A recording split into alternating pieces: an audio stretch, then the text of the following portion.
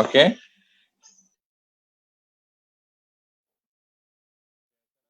Warahmatullahi wabarakatuh. Waalaikumsalam. Waalaikumsalam warahmatullahi wabarakatuh. Para penonton, para penggemar MDN, ahli MDN dan mereka yang mengikuti siaran MDN.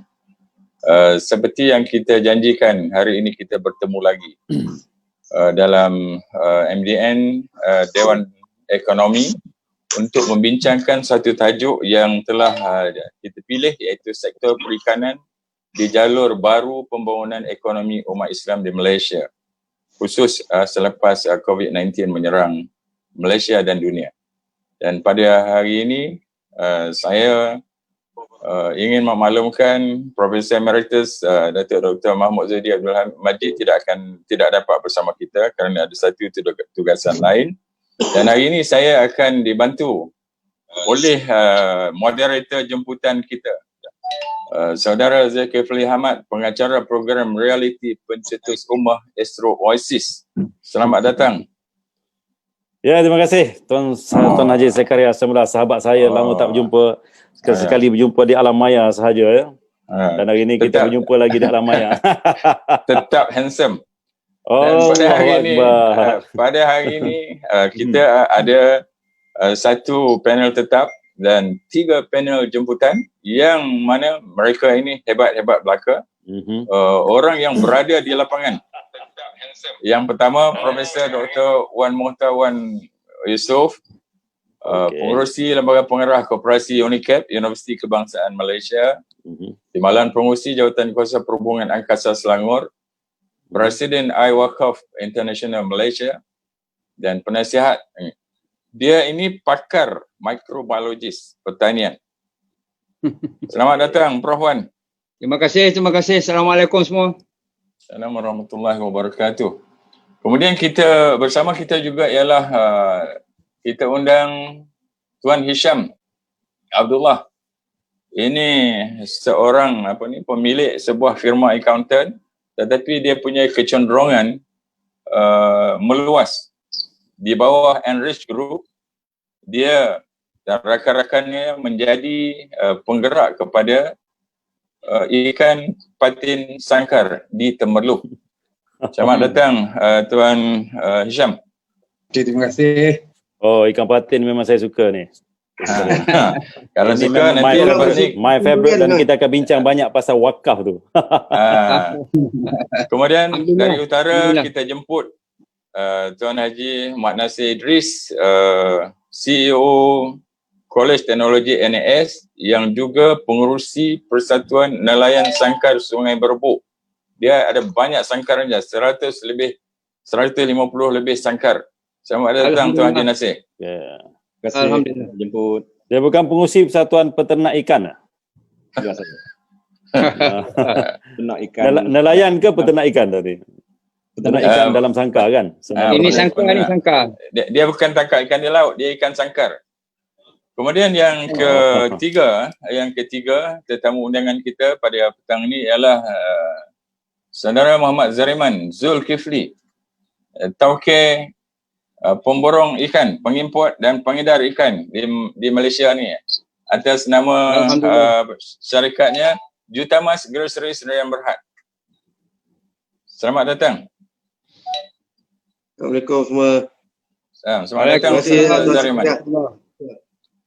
Okey, kita akan membincangkan tajuk ini dengan dengan kita buat 2 pusingan. Satu pusingan setiap seorang akan menjawab soalan yang kita kemukakan. Kemudian biar habis 3 orang, 4 orang ni bercakap, kita akan pergi kepada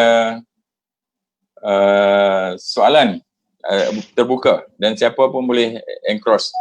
Dan Saudara Zul, kalau Datuk Mut dia kata pencelah, boleh mencelah mana yang sesuai, dan pada saya kita moderator bersamalah ya. Okey, kita akan mulakan perbincangan ini dengan saya memberi sedikit latar tentang apa yang berkaitan dengan ikan di Malaysia ini. Ikan ini adalah sumber protein kita. Maknanya kalau kita perlukan protein, dan negara kita mengeluarkan sumber protein marine 1.48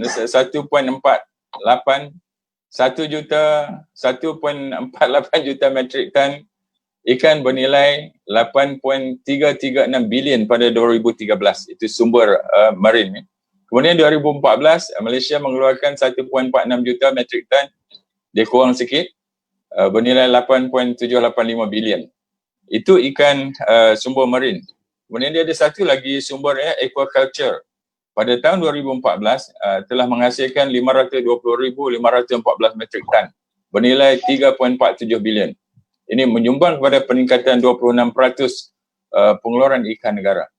Kemudian di bawah dasar agro makanan nasional dan MOA menyasarkan industri aquaculture menyumbang 50% menjadi 704,000 metrik tan dan pengeluaran ikan negara pada tahun 2020.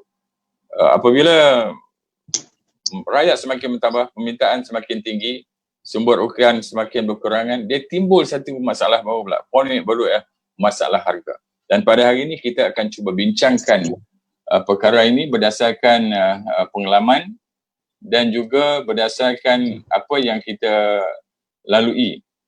Dan saya nak minta, mula-mula saya nak minta Prof Wan untuk memberi sedikit kerangka perempuan perbincangan awal kita, sebab kerangka baru, jalur baru ini adalah untuk mengajak kita membicarakan industri ini berbeza daripada sebelum ini. Dan saya nak tekankan di awal-awal ini bahawa sebelum ini segala-galanya digerakkan oleh ekonomi kapitalis, mana capital, pemodal menggerakkan sesuatu dan dia punya KPI-nya atau ROI-nya ialah nak sekian-sekian angka di hujungnya. Tapi di bawah jalur baru ini kita cuba melihat bahawa dalam industri ikan ini yang menciptakan ikan itu adalah Allah dan diciptakan sebagai sumber makanan, sumber protein untuk manusia. Mendapatkan ikan adalah merupakan satu kerjaya yang ada kaitan dengan tanggungjawab manusia kepada manusia dan juga tanggungjawab manusia terhadap Allah. Maknanya perbincangan ini mengikat kita untuk berlari keluar sedikit daripada kerangka konvensional yang hanya bercakap tentang pemodal dan keuntungan. Silakan Prof Wan. Terima kasih. A'udzubillah minasyaitanirrajim. Bismillahirrahmanirrahim. Salam hormat kepada semua. Salam hormat kepada yang mendengar di luar sana.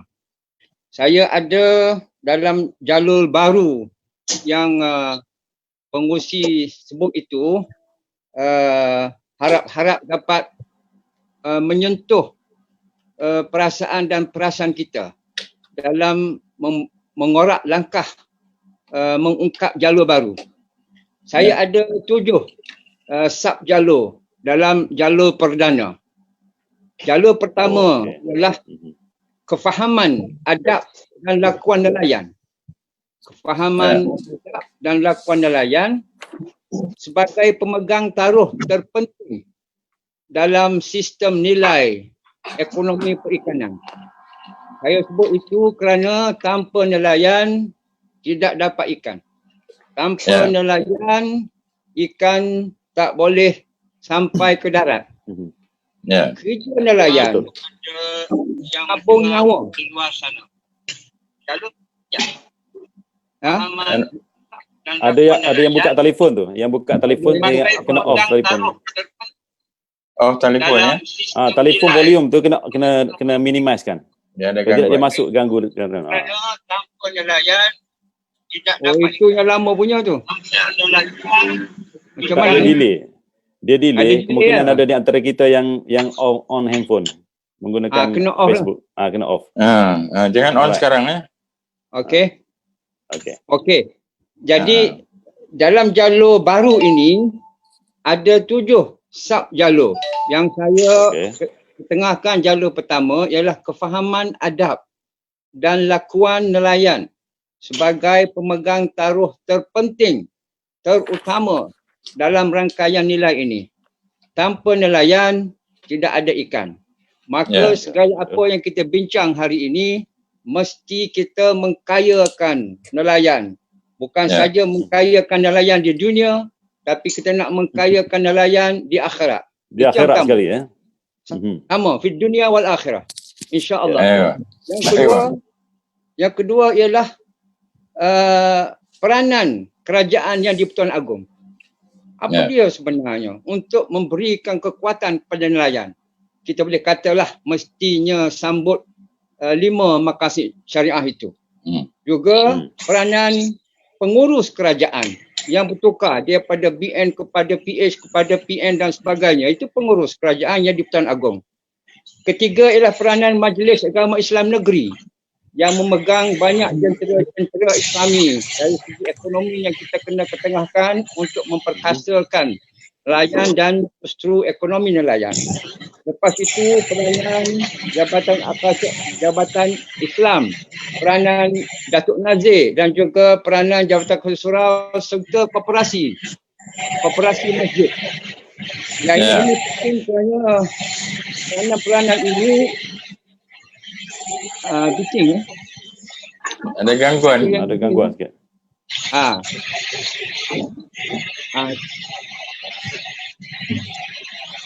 Wah, bunyi macam ikan yang sedang ditangkap. Okay, ada kolam Ada kolam dekat-dekat tu. Boleh ya? Saya bunyi macam ada satu gangguan dia daripada telefon yang kita gunakan tu.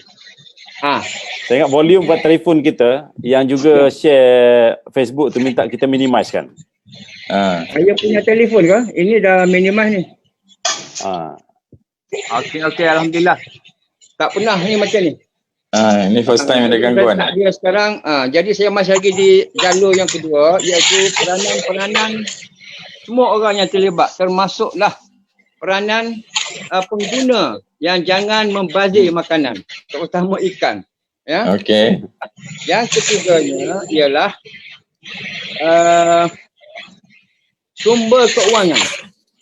Untuk menggerakkan ekonomi nelayan mestinya datang daripada zakat, daripada wakaf, daripada pemegang saham, daripada dana keluarga, daripada jawatan kuasa surau, infak, hibah dan sebagainya. Termasuklah faraid, wasiat dan sedekah. Sebelum tu saya minta doktor, saya minta admin mohon mutekan semua kali mic kecuali mic doktor. Cantik. Tolong mutekan semua. Okey, dah lagi. Okey. Oh, cantik. Baik.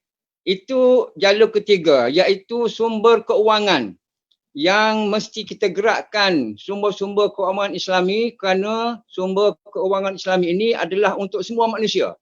Dia tidak kira kelompok mana. Islam for all.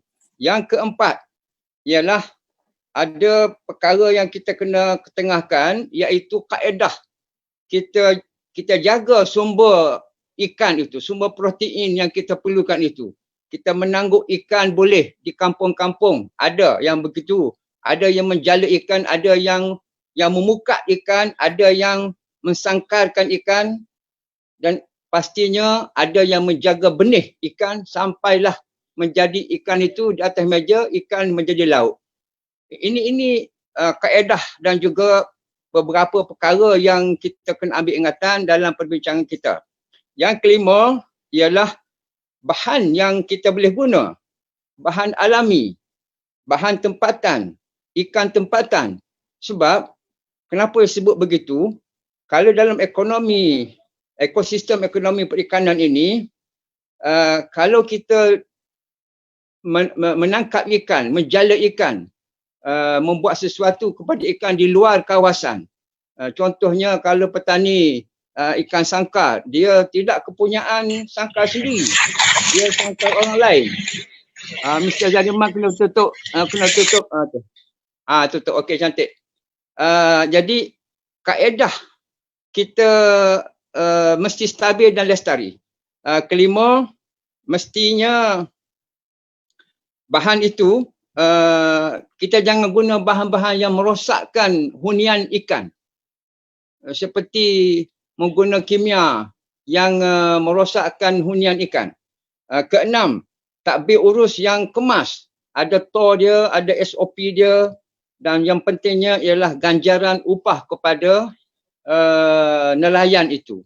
Kebanyakan nelayan yang saya bincang, mereka tidak punya e-boat. Mereka banyak terhutang. Jadi tak boleh urus kehidupan mereka itu sangat menyempit dan menyempitkan sehingga kan kita tidak ada dengan yakin kata ada nelayan yang kaya raya yang boleh naik haji setahun sekali ataupun sekurangnya sekali dalam seumur hidup ataupun pergi umrah 2 tahun sekali. Kita nak nelayan itu biar senang hidup supaya mereka membuat kerja tu dengan baik. Akhir sekali, perkara 7 ialah kita kena menyelesaikan dalam perbincangan kita ini kes-kes khusus yang nelayan sedang diancam. Contohnya kalau di sungai, pencemaran laut, ya, penguasaan bot-bot untuk pergi ke laut dalam, siapa yang kuasai, peranan yang dipegang oleh LKIM, bagaimana kita boleh bantu LKIM sendiri itu supaya terbebas daripada cengkaman permasalahan mereka. InsyaAllah saya kira 7 perkara itu kalau kita bincang hari ini, dia akan memberi kita suatu pencirian atas laju baru supaya kita boleh sama-sama mensepadukan kekuatan kita yang ada ini. InsyaAllah nelayan kita akan kaya di dunia wal akhirah. Terima kasih. Terima kasih Prof Wan. Satu pembukaan gelanggang yang cantik, melibatkan nelayan, melibatkan pemain-pemain yang berkaitan dengan nelayan. Saudara Zul. Okey. Cuba minta apa ni? Sound okey tak? Sound okey tak ni? Sound okey. Boleh dengar. Tuan Haji Nasir sebab dia pemain di lapangan. Alhamdulillah. Okey. Tadi 7 perkara yang Dr. Wan bagi tu memang ada kaitannya dengan dikatakan soalan yang pertama oleh Tuan Sekara, iaitu ikan sebagai sumber protein dan menjadi satu pendapatan kepada nelayan kita dan juga siapa-siapa yang nak menceburi bidang perikanan ini. Dan pada kita lah, manusia dengan ikan ni tak dapat dipisahkan. Manusia dengan ikan adalah satu benda yang give and take. Kok mana pun ada sumber-sumber, walaupun dia kata dia tak makan ikan, tetapi ada part-part lain juga yang menggunakan bahan ikan itu untuk menjadi sumber makanan dia. Baik, kalau misalnya kata saya nak pergi kepada Haji Nasir, Tuan Haji, minta admin buka mic Tuan Haji Nasir. Unmute tu. Unmute-kan mic Haji Nasir. Halo, tes. Okey, sudah. Boleh je? Haji, boleh. respon sekejap. Ya, saya clear. Dengar tak? Saya dengar. Okey.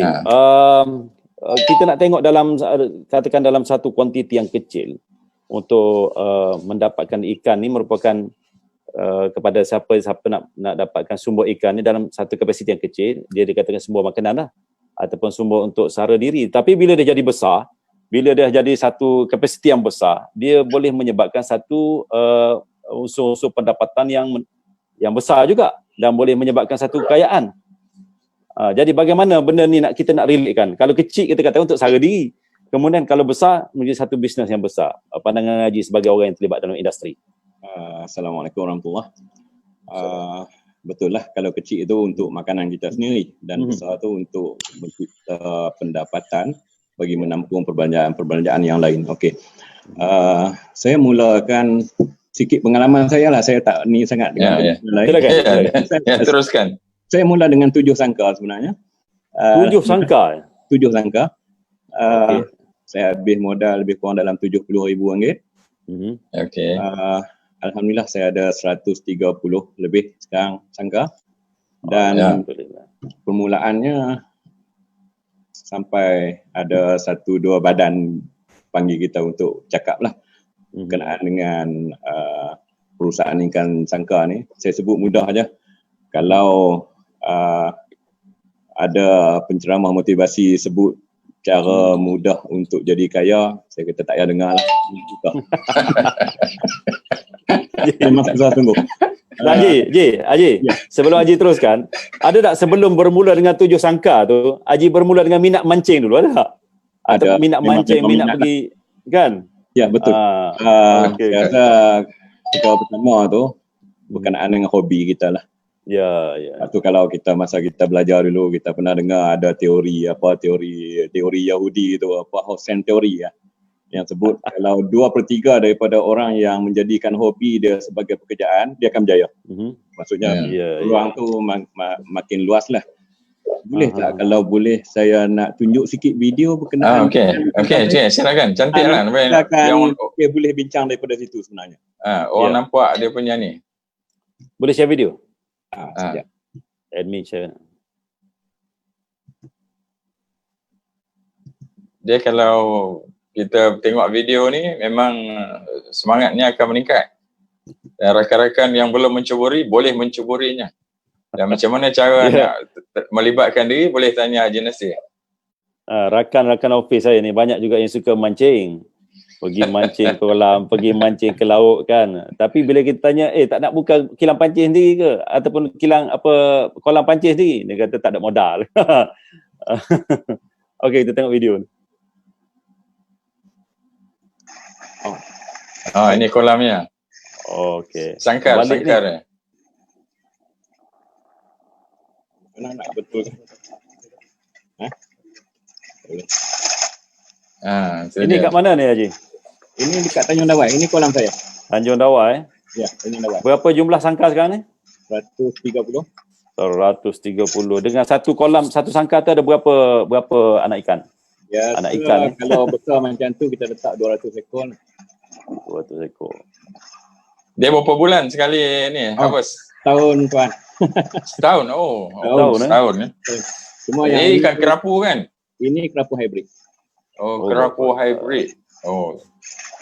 Semua bebek kerapu Tak juga. Ada campur-campur lah. Tapi buat masa sekarang ni yang ini yang berikan hasil yang agak lumayan lah. Lebih sikit daripada ni lain. Okey, apa masalah dalam orang kata menjadikan projek ini besar? Dananya atau tenaga kerjanya, seedingnya? Sebenarnya benda asasnya ialah yang pertama makanan lah. Makanan bukan orang kita yang kontrol. Itu memang clear. Makanan clear maksudnya. Kalau untuk macam ikan baja tadi, saya rasa tak ada masalah. Sebenarnya kita buat apa pun, yang last kali punya yang ini. Yang video ni. Sorry, sekejap. Okey. Maknanya setakat ini bagi pemelihara ikan sangkar, makanannya belum ada yang disediakan oleh orang-orang kita. Ada hari tu dia orang buat, tapi saya rasa dari segi pengetahuan tentang teknologi kita, macam mana nak bagi pellet tu tak hancur apa semua tu. Saya rasa belum mencapai tahap kualiti yang sepatutnya lah. Dia dah terbalik dia punya video tu.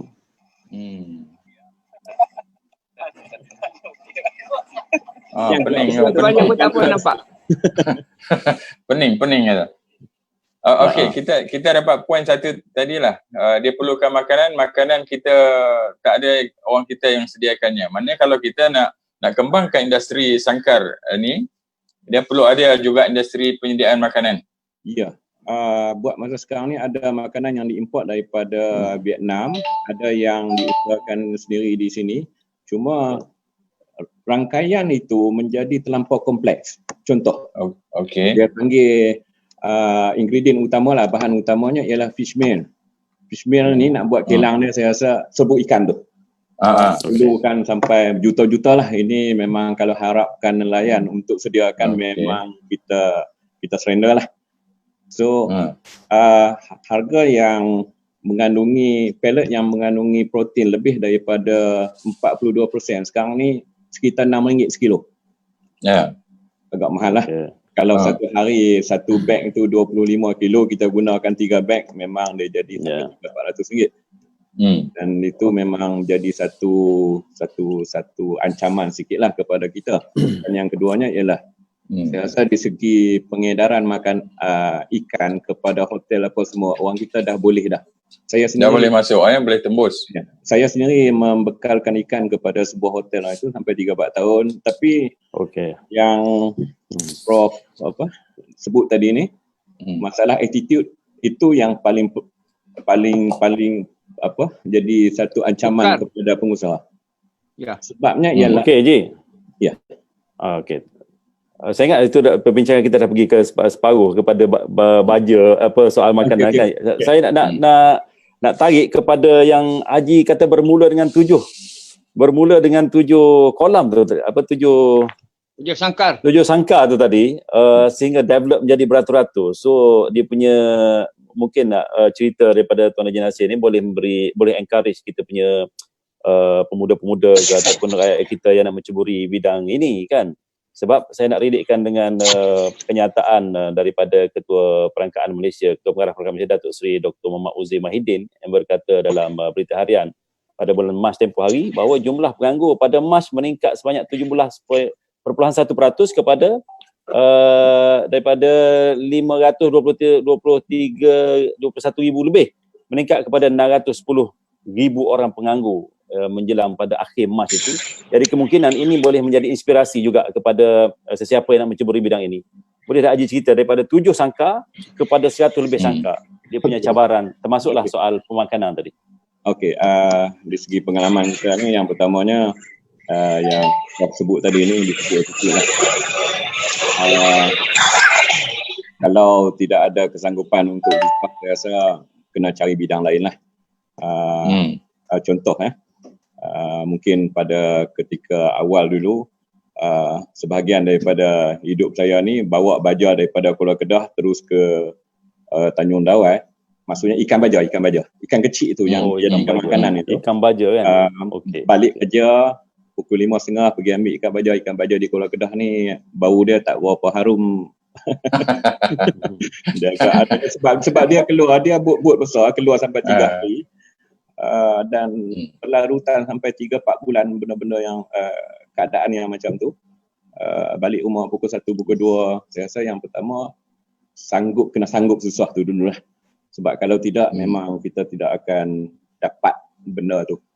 Contoh Kemudian yang lain berkenaan dengan penelitian kita terhadap mungkin berpuluh proses yang perlu berlaku, yang mana kesilapan pada satu proses akan menyebabkan kos kita bertambah dengan banyak dan juga menyebabkan ikan kita semua boleh mati. Contoh, kita nak buat grading ikan, nak pilih bekal kecil itu dalam tempoh kalau ikan kerapu hybrid ni, minggu pertama, minggu kedua, seminggu sekali nak kena grading, kena buat pemilihan ikan. Kalau masa pilih itu airnya oksigen tak cukup, dia akan habis semua.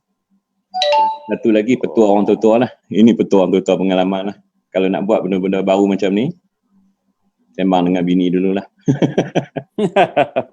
Maksudnya ialah dia tak jadi mudah sebab hidup kita makan gaji ni biasa-biasanya, tiba-tiba duit gaji tu nak bayar duit bank dan juga untuk makan ikan apa semua tu, dia akan hidup kita makin menurun. Perbelanjaan kita sebenarnya makin tinggal sedikit untuk di rumah tu. Kalau itu kita keluarga boleh bertahan, yang lain kita boleh bergerak dengan agak lancar lah. Tapi kalau gangguan itu datang daripada dalam rumah kita, memang kita akan ada masalah untuk kita kembangkan. Okey, Tuan Haji, itu cerita di permulaan.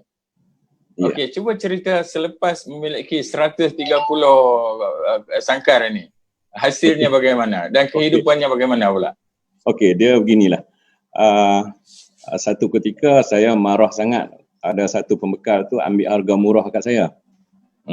Saya mengadu kepada seorang sifu saya ni, orang Cina ada sebelah tu, dia umur 80 lah.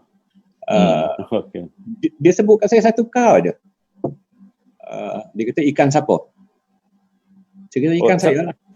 Bila ikan saya, dia sebut sebab apa you bagi pemborong letak harga? Minta maaf tadi nama ni. Kenapa you bagi pemborong letak harga? Pemborong ada sini.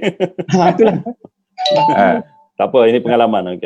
Kali kedua, bila dia datang tu, memang saya bertahan harga. Yang kata peniaga yang tulen ini, walaupun dia ada sikit perbalahan dengan kita, tapi dia tak bawa sampai ke mana-mana.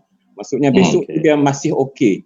Kita orang Melayu, minta maaf lah saya sebut, kalau berselisih macam tu tak cakap 3 bulan dah. Dan itu sebenarnya akan memutuskan kontak dengan orang lain. Dan ini sangat tidak baiklah untuk perniagaan. Dan kita kalau RM1 lah, contohnya harga RM20, dia nak minta RM19. Jangan bagi, sebab RM1 itu akan memberikan kesan kepada beribu-ribu ringgit. Sebab kalau kita jual 2 tan, maksudnya RM2,000. RM2,000 bagi orang permulaan untuk ternak ikan ni sesuatu yang besar lah.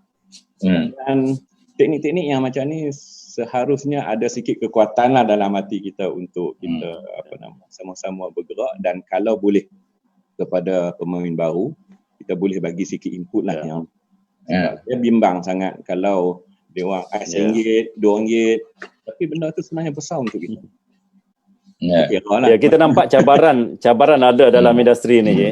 Cabarannya bukannya mudah, tetapi benda ni tak mustahil kalau siapa yang nak menceburi bidang ini boleh. Tetapi kena ada daya tahan yang kuat dan juga mungkin ada ilmu yang kita boleh perlu dapatkan daripada pemain-pemain yang terdahulu dalam industri ini kan. Tuan Zakaria tadi sebenarnya dia nak tanya begini, satu sangkar tu berapa ringgit dia dapat? Dia beginilah, satu sangkar kalau 200 ekor, kalau 1 ekor tu lebih kurang dalam 800 gram, satu kilo harga lebih kurang dalam RM40, 1 ekor lebih kurang dalam RM30-32 lah. Satu sangkar kita boleh letakkan 200 ekor lah. Mungkin sedikit boleh bagi gerakan kepada yang ikut. Dan dia tak mudah sangat sebenarnya. Kalau itu nampak macam besar, tapi banyak juga kos yang perlu kita tanggung. Boleh saya cadang, Haji Muhammad Nasir? Ya, saya. Bolehkah kita gerakkan satu program meningkatkan orang muda menceburi bidang ini sebagai mentor-mentee? Itu satu. Mentor-mentee secara berterusan, maksudnya bimbingan secara berterusan tu. Betul. Satu. Kemudian yang keduanya saya rasa kalau boleh asas tadi ni macam Prof sebut, masalah attitude, masalah nak jadi tokek awal tadi, tak nak susah apa semua tu, memang asas itu dulu lah Prof. Saya lihat begini. Saya lihat begini Prof Wan. Kita sudah melalui pengalaman jalur lama dan sekarang kita pergi kepada jalur baru. Kalau kita tengok jalur lama, berapa banyak sudah kerajaan menghabiskan, orang kata mendokong, akhir-akhirnya yang muncul 1-2 saja. Maknanya dulu kita cuba mengajar satu kampung involve dalam satu perniagaan. Perniagaan ini dia perlukan minat. Sebab tu yang Zul cakap tadi, Surah Zul cakap dia bermula dengan mancing kemudian pergi ke kolam. Kalau dia tak ada minat dan kalau tak ada keinginan, bagilah kursus apapun, dia tak akan boleh. Itu kita kata kita cuba cari di jalur baru, Prof Wan. Saya setuju sangat. Sebab tu saya cadangkan program mentor-mentee yang diuruskan oleh syarikat Saudara Muhammad Nasir. Itu, okey tak apa. Saudara Muhammad Nasir, dia ambil beberapa pemain muda untuk menjadi anak murid dia dalam keadaan on the job training. Itu boleh, cadangan saya. InsyaAllah. Okey, tak apa. Prof Wan, tak apa. Kita bawa ke pusingan seterusnya. Sebab yang ni boleh kita bincangkan. Tapi sebelum nak pergi pelihara ikan tu, peserta-peserta tu mesti dihumban ke laut dulu. Minum air laut dulu. Minum air garam dulu. Baru dia boleh jadi nelayan. Dan okey, kita pergi kepada seterusnya. Tadi kita bercakap tentang kerangka awal. Prof Wan cakap, kemudian Tuan Haji Nasir cerita tentang pengalamannya daripada 7 sangkar menjadi 130 sangkar. Kalau orang kata bisnes itu mudah, tak ada. Bisnes sebenarnya susah, mesti jatuh dan bangun, berlari, jatuh lagi, bangun dan berlari.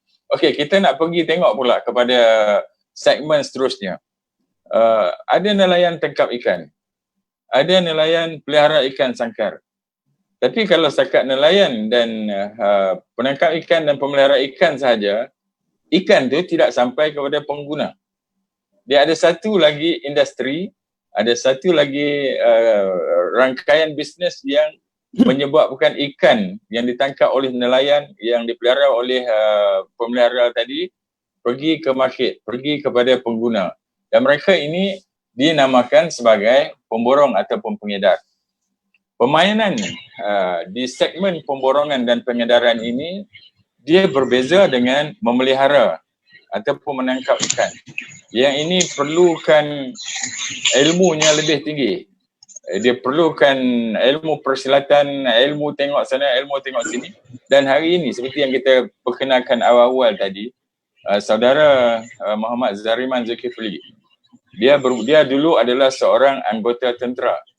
Kemudian dia berhenti dan mencuburi bidang pemborongan ini, dan sehingga kini alhamdulillah dia telah berjaya bermain bukan saja di Malaysia tapi membawa produk ikan dan hasil laut daripada luar negara.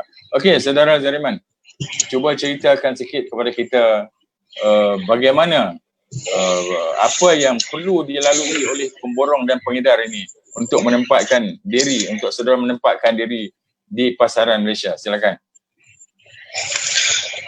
Assalamualaikum warahmatullahi taala wabarakatuh. Untuk pihak Tuan Zakaria dan juga rakan-rakan panelis yang lain lah, dan juga Encik Zulkifli, kita punya moderator, saya terima kasih lah kerana menjemput saya untuk jadi panelis di sini lah. Okey, untuk sektor pemborongan, sektor ni selalu disalah anggap lah sebagai sektor kapitalis. Okay. Sektor yang mengejar keuntungan dan juga mengejar penghasilan lah. Kita dalam bisnes kita panggil profit and loss lah. Okey, dalam perniagaan kita ada industri huluan dan juga industri hiliran. Ya. Industri huluan tu mereka yang berada di peringkat menangkap ikan, menternak ikan macam Tuan Nasir, buat sangkar, itu semua di peringkat huluan. Okey. Dalam peringkat huluan juga kita ada kapal, proses kapal, perkapalan. Kapalan ni melibatkan peralatan penangkapan ikan, kapal ikan. Kita juga ada peralatan navigasi kapal, sistem pembaikan kapal ikan, okey. Dan juga sistem pembelian barang-barang sangkar tu, pembenihan, itu semua aquaculture, itu semua di peringkat huluan. Okey, di peringkat hiliran pula kita boleh anggap seperti restoran, okey, kilang prosesan,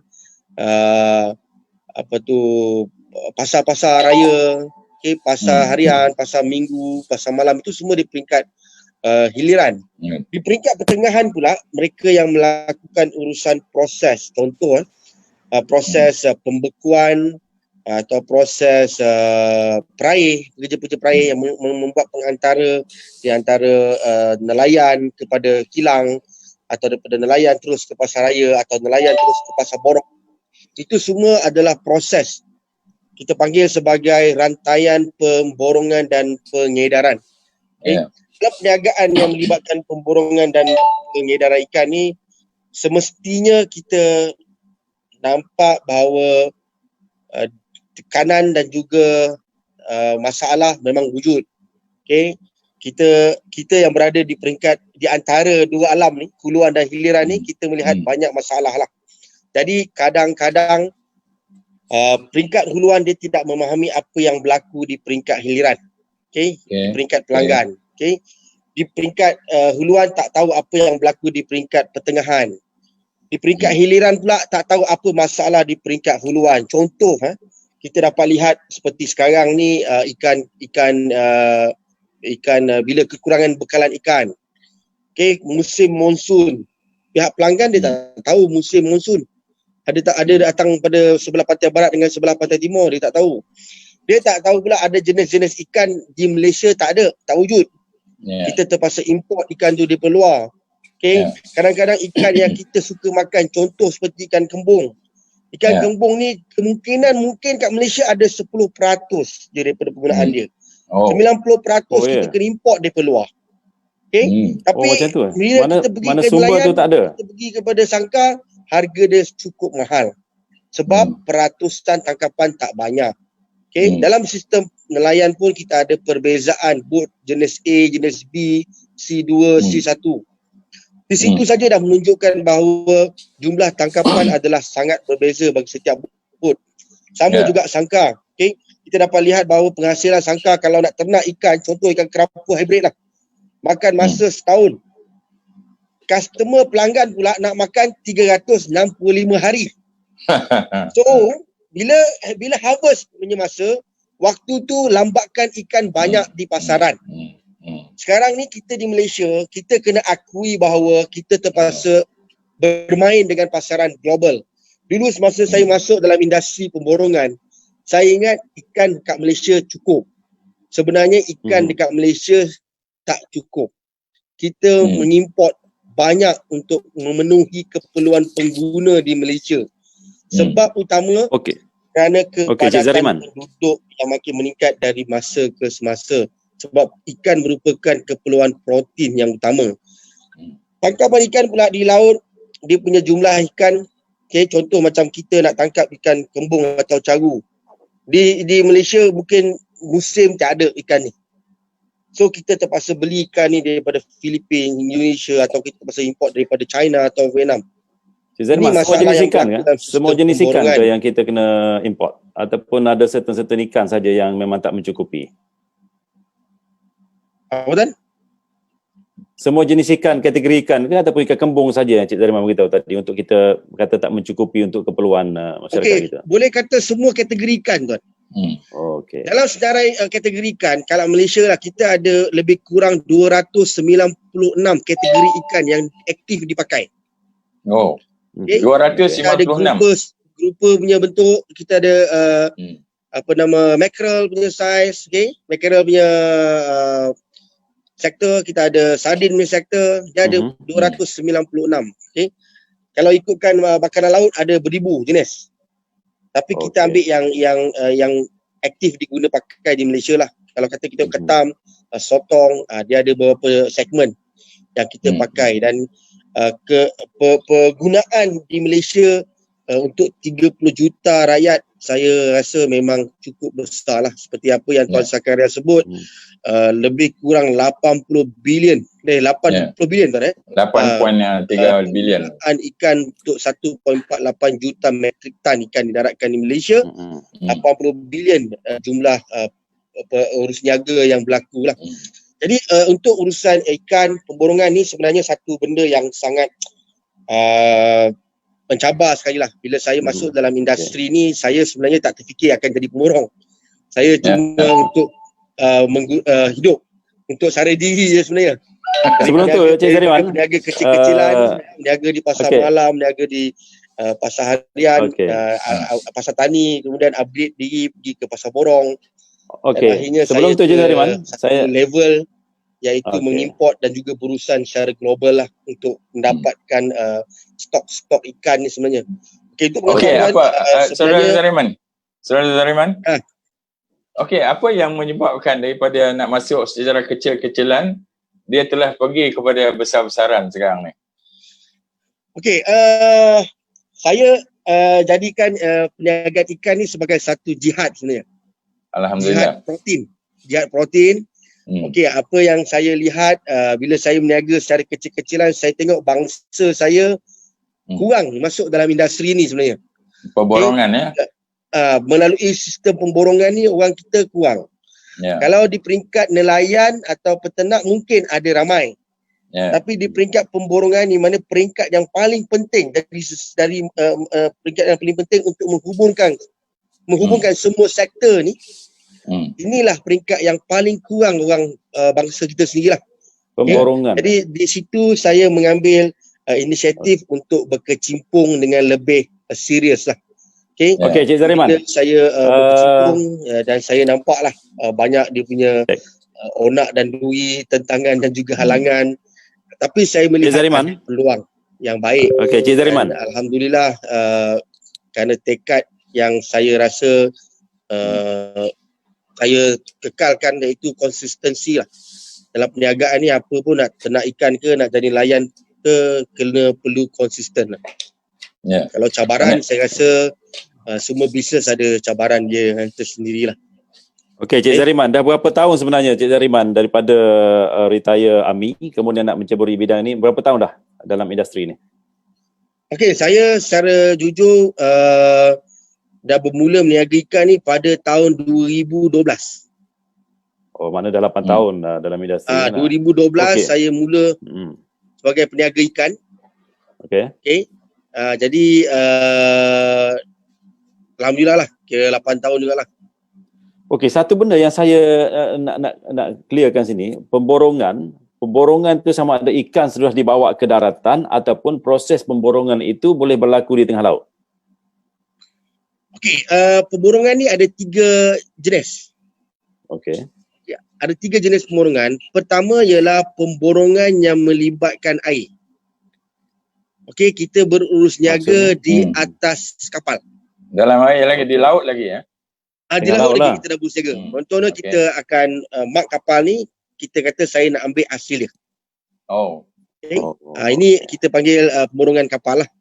Kedua pula kita lakukan pemborongan secara jeti. Zariman? Ya. Man, di tengah laut tadi, ada juga pihak-pihak yang dia sudah tayang duit dia dulu. Dia sudah tayang duit kepada nelayan itu. Jadi pertarungan di lautan itu telah berlaku. Tawaran siapa yang lebih tinggi. Berlaku begitu kah? Betul. Itu saya tak nafikan lah tuan. Itu memang berlaku wujud.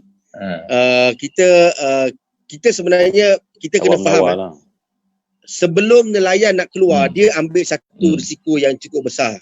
Dia keluar ke laut saja, dia belum tentu lagi dapat hasil. Belum tentu. Tapi kos dah ada. Kos awak, kos kapal, kos minyak dah wujud. Okay. Kadang-kadang apa yang ditulis di dalam navigasi dia tak seperti apa yang dia bayangkan. Contoh memang ada ikan, tapi dapat ikan yang tak ada harga. Kita target nak dapat ikan kerapu atau ikan merah tu ada saya. Tapi yang dapat ikan lidah yang saiz dia sangat kecil. Jadi itulah cabaran nelayan yang saya sendiri lihat dan akui bahawa mereka seperti apa yang Prof Wan cakap lah, mereka berjuang lah untuk mendapatkan sumber protein kepada rakyat. Jadi itu yang kita lakukan bantuan dengan cara urus niaga. Kita panggil dalam bisnes, sebab itu kalau saya cuba tekatkan dengan panelis semua, niagaan ikan ni dia sama seperti bursa saham. Sama. Kita panggil dia sebagai option, future and option. Kita letak duit, aku letak 100,000, aku dah kapal ni, barang ni masuk aku. Ini kira future lah. Kalau dia dapat hasil cantik, mana kita untung lah. Kalau dia dapat hasil tak berapa cantik, kita ada tanggung sikit. Haji Sulaiman, ada 3 jenis pemborongan tu, 2 lagi apa? 2 lagi pemborongan apa? 3 jenis pemborongan. Tadi ada 3 jenis. Di laut lagi, borong kapal. Yang 2 lagi apa? Yang kedua di jeti. Satu lagi borong secara jeti. Jeti ya. Borong di jeti. Borong di jeti ni harga dia ada sikit mahal lah. Barang sudah sampai baru mau cerita. Okey, yang 3. Jadi pemborong apa tu nelayan akan tetapkan harga. Tu kalau tengok kat Kuala Muda tu ada pasar bisik tu. Ada bisik-bisik lah. Okey, yang ketiga pula borongan secara kilang. Di kilang. Maksudnya macam mana tu? Di kilang. Maknanya mereka dah buat packing siap untuk kita beli je. Yang ni lebih selamat lah sebab apa dia dah sorting. Dia dah susun atur barang ni berapa banyak. Tapi harga di peringkat borong kilang ni ada lagi mahal daripada jeti dan lagi mahal daripada laut lah. Jadi kita boleh pilih lah mana satu yang kita nak buat. Okey. Cantik. Saya tertarik dengan satu istilah yang Zariman sebut tadi. Dia ada future market. Dan bila ada future, dia ada derivatif. Ini Tuan Hisham ni belajarnya di UK tentang pasaran derivatif dan Okey, lagi satu tuan, nak saya ceritakan sikit lah kan. Sebenarnya pemborongan ni satu benda yang sangat menarik. Okey. Dari segi macam untung. saya berus niaga bukan saja di dalam Malaysia. Saya berus niaga di Thailand, di Pakistan, di Vietnam, di Indonesia. Alhamdulillah. Jadi saya ada main exchange rate. Automatically saya kena belajar berkenaan dengan money exchange. Dolar tukar dengan dong berapa, rupiah berapa price. Jadi di situ saya ada orang kata fluctuate pricing lah. Kita nak kena keep dolar berapa banyak. Sebab apa? Transaksi di luar negara kebanyakan kita guna dolar. Tapi kalau kita dah ada persektoran di sana, kita boleh pakai mata wang. Saya rasa Haji Zakaria, saya rasa kita kena buat satu sesi khas hal pemborongan ni sebab dia sangat luas dan memberi satu kekuatan kepada masa depan jalur baru ni, insya-Allah. Ya, setuju. Insya-Allah kita akan bincang sektor pemborongan secara khusus saja. Dan saya tertarik sangat dengan future market derivatifnya dan ilmu-ilmu itu sebenarnya yang jarang kita dengar dalam pemborongan ikan. Rupa-rupanya ilmu itu diperlukan dalam apa jua perniagaan sebetulnya. Jadi terima kasih kepada saudara Zariman. Dia ada dua benda tu. Ada dua benda kat itu. Pemborongan dan juga pengedaran pun saya fikir satu benda yang perlu diperincikan juga. Ini belum lagi tu Zariman belum sebut. Game yang menarik. Saya ingat tak apa, nanti kita tinggalkan selepas ni. Okey, dalam semua benda ni saudara Zul, semua benda ni daripada nelayan sangkar tadi nak pergi ke laut tadi, Zariman kata nelayan turun ke laut tu, walaupun dalam navigation dia kata ikan ni akan ada ikan ada, pergi ke laut belum tentu ada lagi. Dia perlukan pelaburan. Pelaburan itu mana dia perlu duit, perlu pendanaan. Nak bergerak tu dah semestinya kena kira dah ringgit. Kemudian macam Tuan Haji Nasir sebut tadi, daripada 7 sangkar, satu sangkar 10,000. 7 sangkar tu maknanya 70,000. 135 sangkar, cuba bayangkanlah berapa kosnya kan. Betul. Okey, kita nak pergi kepada segmen seterusnya, nak tanya kepada saudara Hisham Abdullah. Hisham ni dia lama menunggu tu, dia lama menunggu. Dia accountant tukang kira duit. Dan kita nak tanya dia kenapa daripada ada firma accountant dan sekarang pun masih run lagi, dia teringin sangat nak bantu para pemelihara ikan sangkar, ikan sangkar patin di Temerloh. Dan kabarnya pengusaha-pengusaha ikan patin sangkar di Temerloh ni yang di bawah keseliaan Enrich Group ini tidak perlu membuat pinjaman daripada bank. Dana. Itu sudah satu tidak perlu pinjam. Yang baik. Okey, bagaimana mereka menggerakkan pendanaan itu? Ya, silakan Saudara Hisham. Okey. Assalamualaikum warahmatullahi taala wabarakatuh. Waalaikumsalam. Salam. Saya ucapkan terima kasih pada ahli panel lain. Ini kali kedua lah saya bersiaran di MDN. Jadi isu yang kita bangkitkan pada hari ini adalah isu jalur baru perniagaan. Jalur baru perniagaan ni peranakan lah. Saya memang suka makan ikan. Saya pun lahir di Temerloh. Saya duduk di tepi Sungai Saya pun suka sangat. Saya pun duduk di Sungai Pahang, tepi Sungai Pahang. Dan pada tahun 1997. Tahun 1997 adalah permulaan kita nak tolong kawan-kawan di Temerloh. Kawan-kawan mana yang tak bernasib baik atau tak belajar tapi nak kerja. Sumber yang paling besar ada di depan mata adalah sungai. Jadi macam mana nak gerakkan, sebab apa yang kita dengar cerita dari pertama, kedua, ketiga semua berkaitan dengan modal. Cerita yang keduanya tentang PPP, Purchasing Power Parity. Makin tinggi harga, makin kurang kuasa beli. Makin tinggi harga, makin kurang harga beli. Jadi kalau kos untuk buat perniagaan ni, ia datang daripada cost of fund. Cost of fund ni loan lah. Bila kita buat dalam loan, kalau kita nak jalankan perniagaan sangkar, kalau kita tengok golongan tua tidak mampu, tidak ada tenaga. Golongan muda blacklist. Nak minta minimum bank tak boleh. Sekarang tak bayar bil telefon pun blacklist, nak pergi ke bank pun tak boleh. Macam mana? Jika tak boleh, kita terpaksa adjust. Adjust ni dalam bisnes ni adjust panggil you dapat loan. Tetapi bila dapat loan, you bayar interest. Bila you bayar interest, naik. Okay, harga ikan patin ni bermula tahun 2010 yang saya ingat, bermula pada harga RM7 sekilo. Dia patin sangkar lah. Dia patin sangkar ya. Kita tak tokek patin sangkar, bukan patin liar. Okay. Sekarang ni pada hari ni RM14 sekilo. Maknanya harganya almost 100% increase. Ya. Tetapi kalau kita tanya pada budak-budak atau peniaga atau pengusaha sangka, hanya cukup untuk cover cost saja. Okey. Bila kita selidik balik, kenapa hanya cukup untuk cover cost? Sebab initial capital dia besar. Untuk bina sangka, dah satu cost. Nak bina satu sangka, ada 250 ekor ikan saja tak cover cost. You kena ada 6 unit paling tidak. 6 unit, kalau 20,000 satu unit, jadi 2 kali 6, 120,000. Hanya untuk sangka, belum masuk lagi benih. Belum masuk lagi makanan. Dan pada sampai 3 bulan untuk besar, kalau kerapu tadi mungkin setahun, ikan patin 3 bulan kita boleh jual lah. Bila kita jual, harga tu dapat cover tidak? Okey, yang terbaik Iman Telur, kita tidak pakai foreign worker. Tidak ada Bangla. Semua anak tempatan. Alhamdulillah. Ini yang kita nak solve problem sekarang ni, macam mana kita nak reduce the cost. Jadi sekarang ni, paling penting kita nak cari cost of fund. Jadi saya melihat pada jalur baru ni, kita kena fikirkan wakaf sebagai satu model untuk mereka mulakan.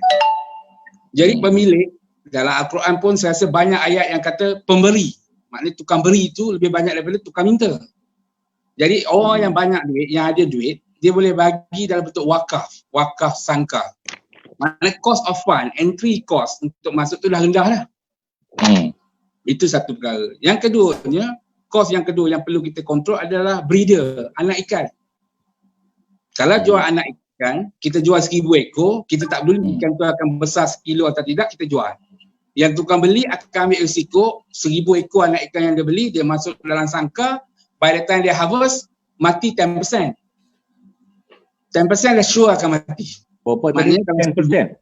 100 ekor akan mati. Tapi kita beli 1,000, jadi lebih baik kita jadi breeder, kita jual full, langsam, tak ada risiko. Jadi itu kos yang kedua. Kos yang ketiga, pellet, makanan.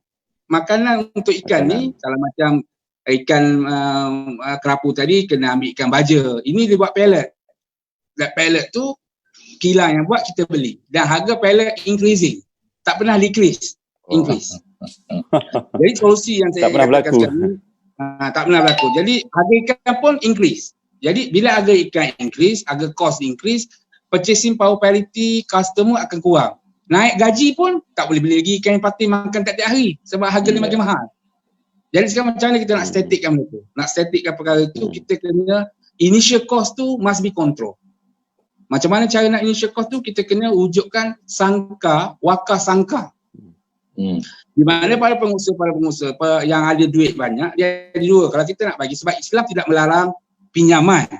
Yang dilarangnya interest, riba. Kalau kita nak bagi pinjaman kadrul hasan, bagi 100,000 dapat 100,000, mungkin ramai yang tak mampu. Tapi kalau kita bagi dalam bentuk wakaf, kita ada dua. Wakaf ni jariah. Maknanya benefit berterusan. Maknanya kalau kita tak dapat kepulangan, kita akan dapat pulangan di akhirat.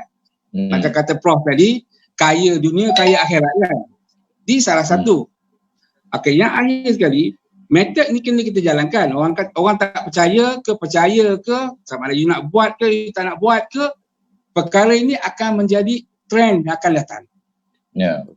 Trend akan datang. Sebab kita tengok apabila berlaku COVID-19, kerajaan ekonomi collapse, suka tak suka. Baik, wakaf ni sebagai alternatif tapi tidak boleh tempelan. Dia stand alone. Jadi bila saya start tahun 1997, kita ni tolong kawan-kawan. Tapi lepas tu dia create satu momentum menyebabkan kawasan di pesisir Sungai Pahang tu membangun. And then menyebabkan Jabatan Pertanian, Pulatan, everything datang. Tapi benda tu datang kemudian. Untuk memulakan tu, untuk kita galakkan golongan muda, kita kena bagi dia dalam bentuk wakaf sangka. Okey. Tak dengar? And handphone tadi off. Handphone Tolong mute ni siapa tadi? Cadang semua yang tak bercakap, offkan semua yang tak bercakap, mute.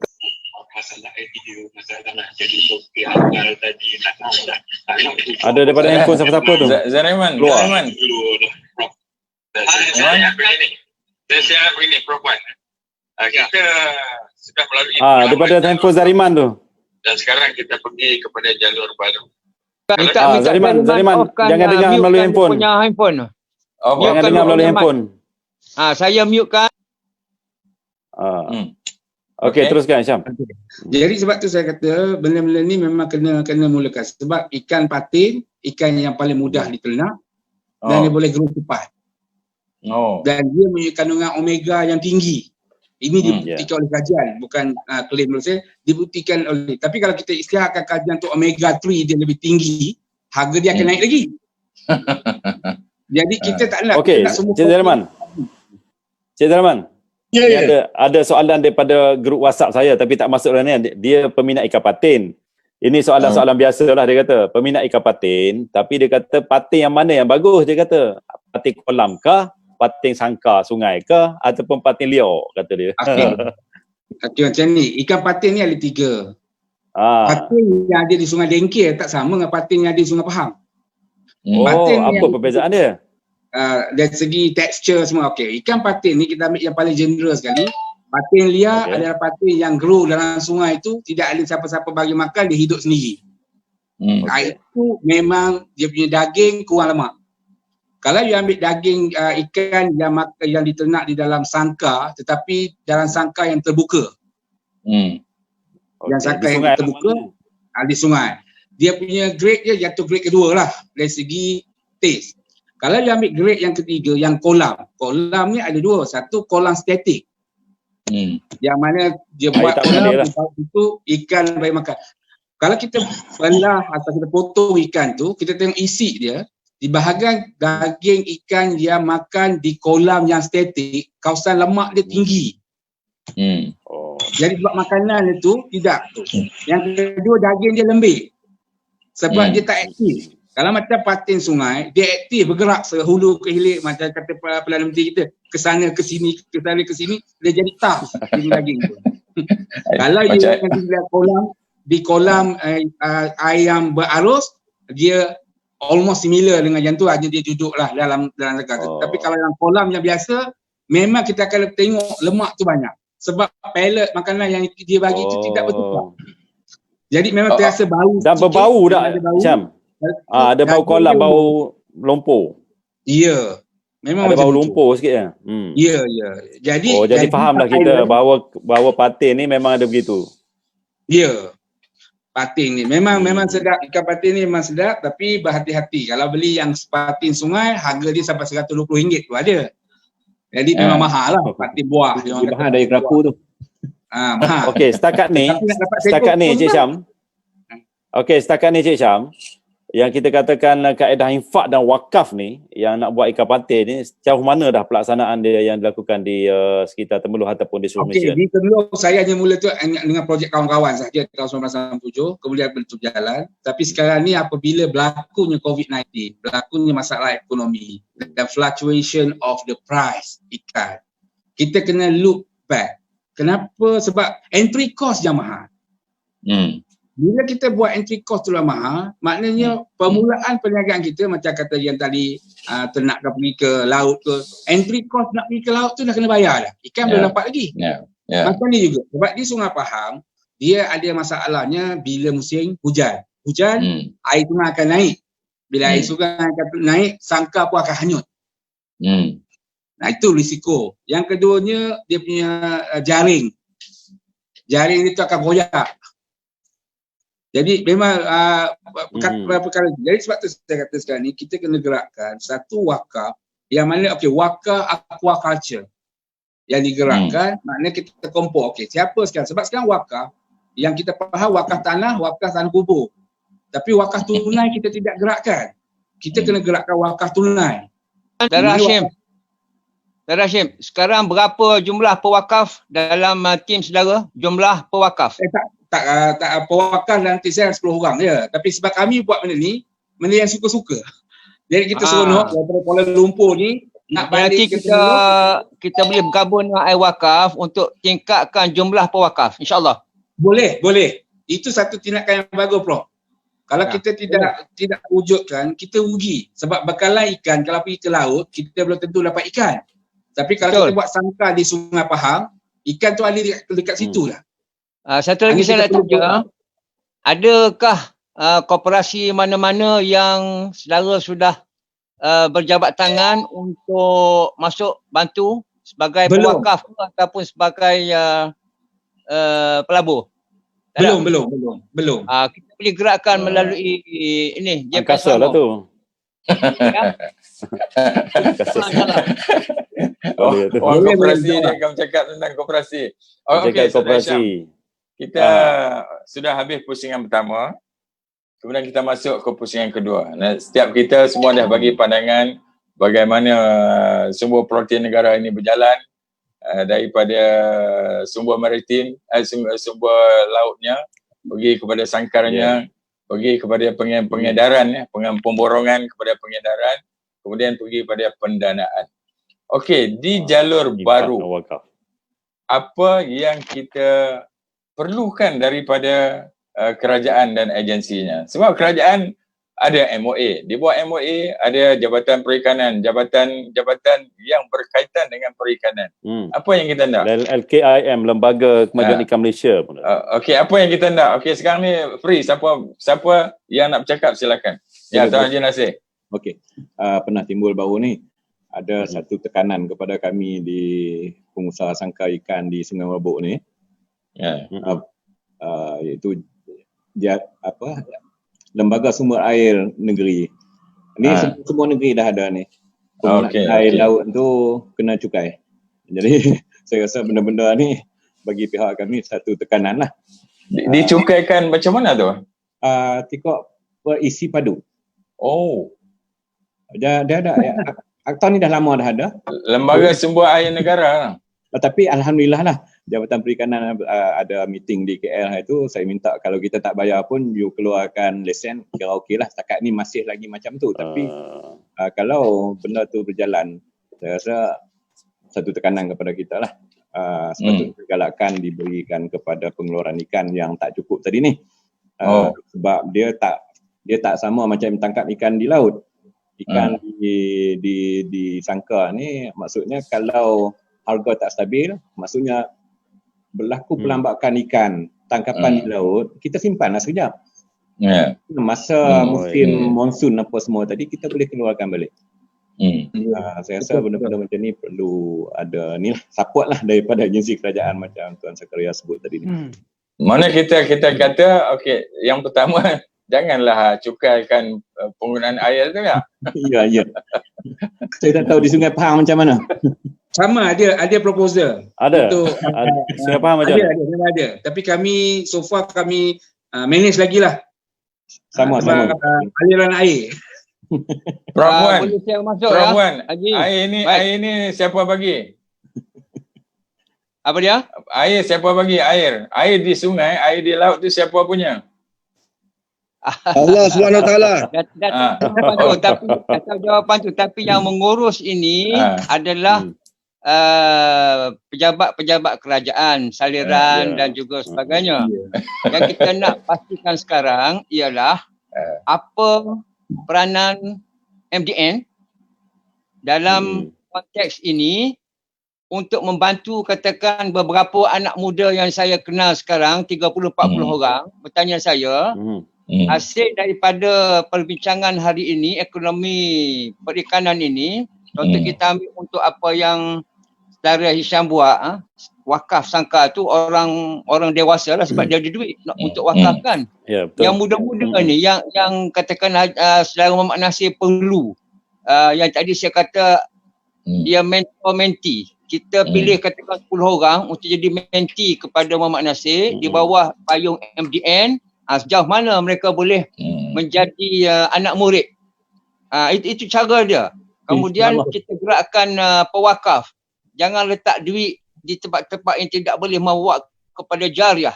Jadi kita gerakkan daripada perbincangan ini bagaimana boleh bantu petani, nelayan supaya nelayan ini dia kaya. Saya nak tengok nelayan kaya. Sekarang saya tanya ya, adakah nelayan yang kaya di Malaysia ini? Tak ada. Berapa orang? Jadi kalau kita tak boleh jawab, makanya jalur baru ini kena jawab. Kena jawab dan kena memberi satu kaedah kerja. Kita boleh dapatkan 20 orang, 30. Sekarang ramai orang menganggur. Jadi MDN boleh buka satu program di mana kita boleh bagi kepada saudara Mak Nasir 20 orang, 30 orang untuk jadi pelatih. Saudara Hisham boleh gerakkan melalui saya punya agensi iWakaf, dapat 2-30 pewakaf. Sekarang orang kaya ramai, orang tak kaya pun ramai, orang tak bekerja pun ramai. Jadi dalam industri ekonomi perikanan ini, saya nak ingatkan sekali lagi bahawasanya mereka yang menceburi diri sebagai nelayan, baik untuk di laut dalam maupun di atas darat, ya, mesti kaya. Kalau mereka tidak kita janjikan kaya, mereka rasa kurang minat. Sekarang semuanya nak masuk industri ICT yang duduk diam-diam buat TikTok, buat YouTube, buat segala macam. Pada saya itu kita panggil industri yang tidak memberi pulangan besar kepada at-tijarah. At-tijarah ni penting ya. Baru ada upah at-tijarah. Ada bisnes, bukannya yang spekulatif. Jadi itulah saya suka sangat kalau kita boleh. Kita ada pemborong, kita ada saudara Zariman. Saya tertarik dengan saudara Zariman sebab dia bukan saja di luar negara, dia di dalam negara dia menguasai beberapa jenis pemborongan. Pengedaran belum sebut. Lagi seronok pengedaran. Lepas ni dia cakap tentang pengedaran ni selepas ini. Ya, maknanya kita setuju nanti MDN keluarkan satu program untuk menzahirkan petani muda yang boleh bawa ke depan untuk kita katakan kamu akan jadi kaya dunia akhirat. Itu saja. InsyaAllah. Okay, ini dah macam program reality ni, Doktor. Dah macam program reality yang ada mentor dan protege dia. Mentor dan protege lah. Why not do? Why not? Kalau itu yang baik, itu bagus. Kenapa tidak buat? Inilah kita kata jalur sebenarnya program reality itu dia tiru program Islami. Program Islami kita ada tunggu anak murid. Tunggu anak murid. Yalah, pada asalnya begitulah. Mursyid, kita ada murid. Jadi ini kearifan sejarah Islami yang kita kena ketengahkan. Program reality dia saya tiru setuju. kerangka. Sila.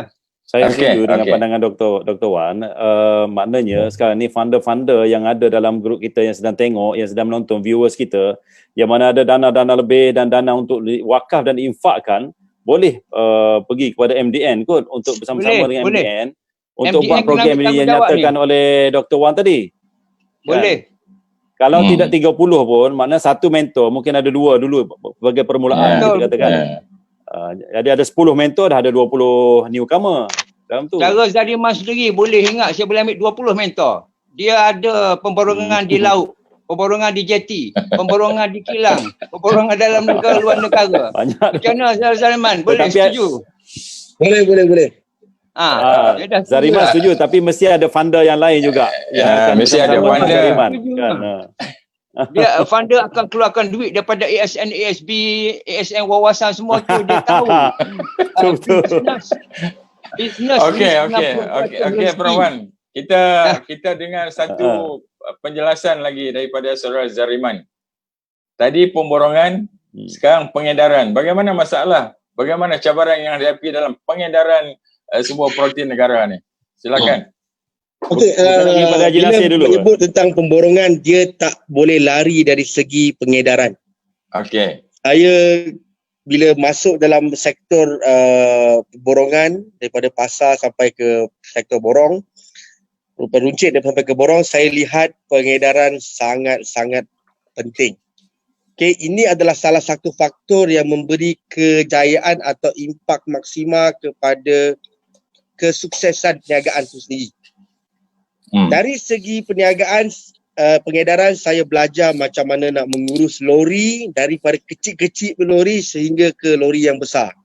Okay, semua tu ada kos yang sangat berbeza dan sangat menakutkan kalau difikirkan. Okay, pertama.